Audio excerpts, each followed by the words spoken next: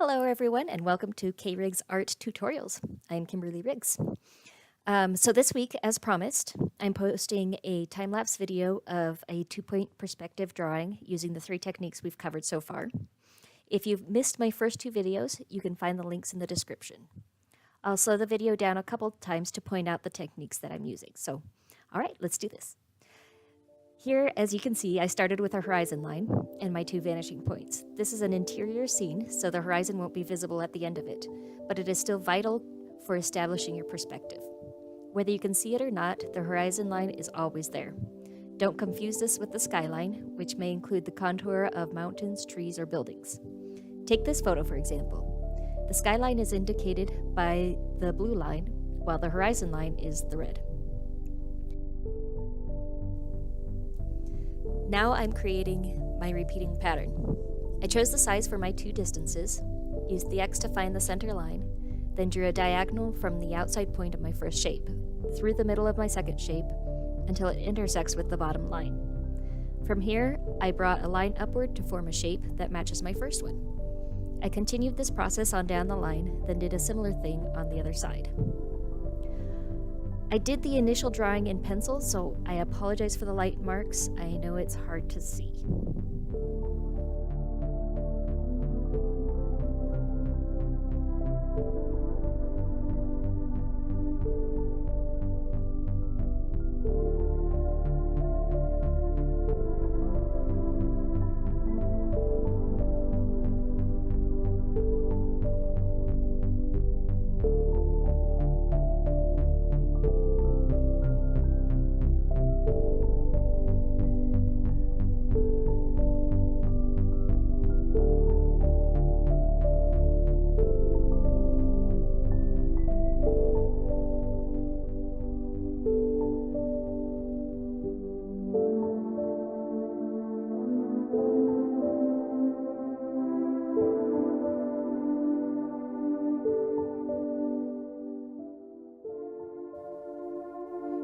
Here you can see where I drew the top half of an ellipse.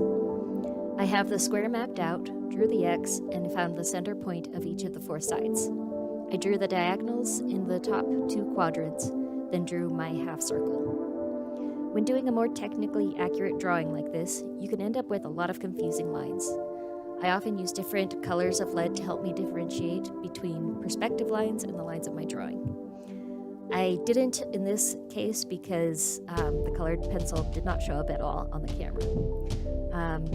So in this occasion, you can see me erasing some of the extraneous lines so that I don't confuse myself.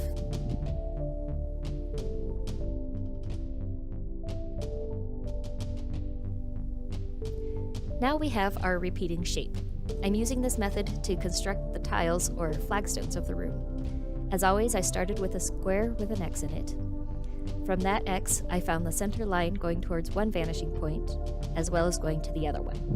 I took a line from the far side of the box, through the center of the near side of the box, then on down to the line. I repeated this on all sides in order to expand my floor.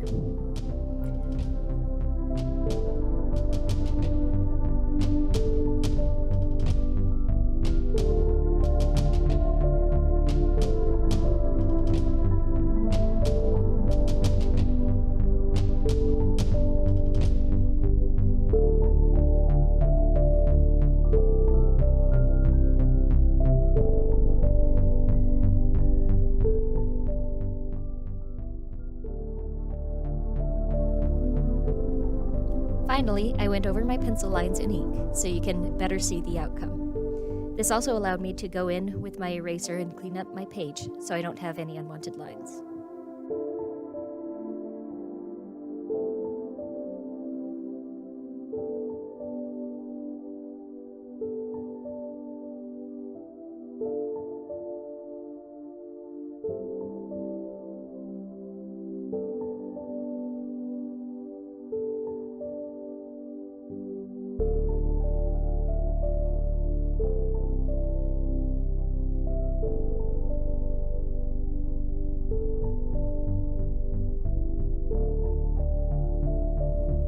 I use different grays and shades to denote the different planes of my drawing to further emphasize the three-dimensionality.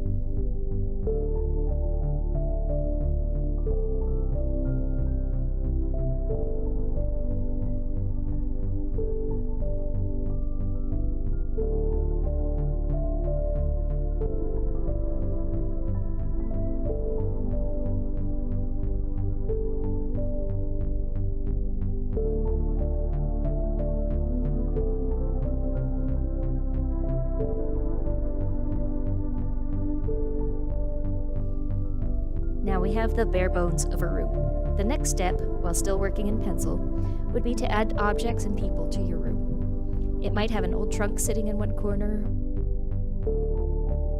or a person lurking behind that column. You'll also want to think about details. Is this room new or old? If it's old, I'll want to illustrate that by adding in cracks and chips to the walls or something else.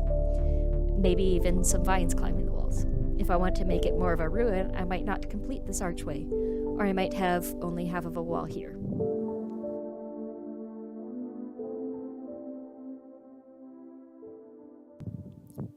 All right, so that brings us to the conclusion of these 3 videos.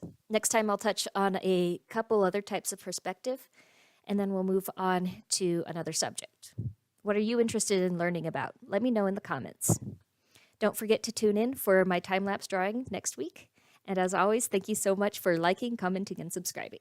We'll see you guys in 2 weeks. Thanks. Bye.